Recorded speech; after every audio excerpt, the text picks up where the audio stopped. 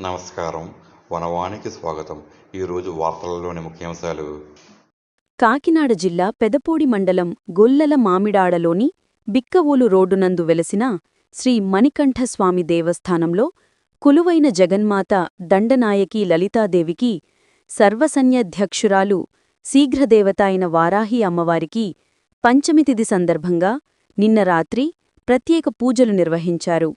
ఈ సందర్భంగా భక్తులు అధిక సంఖ్యలో తరలివచ్చి అమ్మవారికి ప్రీతికరమైన కందదీపాలను వెలిగించి తమ భక్తిని చాటుకున్నారు.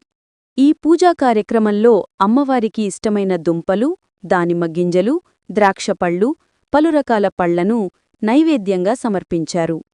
ప్రత్యేక ఆకర్షణగా అమ్మవారు గాజుల అలంకరణలో భక్తులకు దర్శనమిచ్చారు. ఇది భక్తులను విశేషంగా ఆకట్టుకుంది. ఆలయ గురుస్వామి డిఆర్కే రెడ్డి సారథ్యంలో స్వాములు, భక్తులు మోహిత్ శుక్ల త్రిపాఠి వేదమంత్రాలు నడుమ కందదీపాలను భక్తి శ్రద్ధలతో వెలిగించారు. అనంతరం అమ్మవారికి కందదీపాలను చూపించి భక్తితో వేడుకున్నారు. ఆలయ ప్రాంగణం మొత్తం గాజుల అలంకరణల మధ్య వారాహి అమ్మవారు కందదీపాల వెలుగులో దేదీప్యమానంగా ప్రకాశించింది.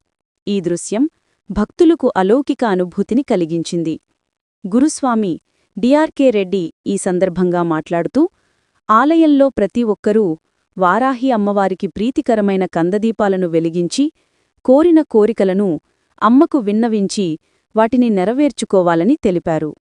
ఈ కార్యక్రమంలో స్వాములతో పాటు అనేక మంది భక్తులు పాల్గొని అమ్మవారి కృపకు పాత్రులయ్యారు.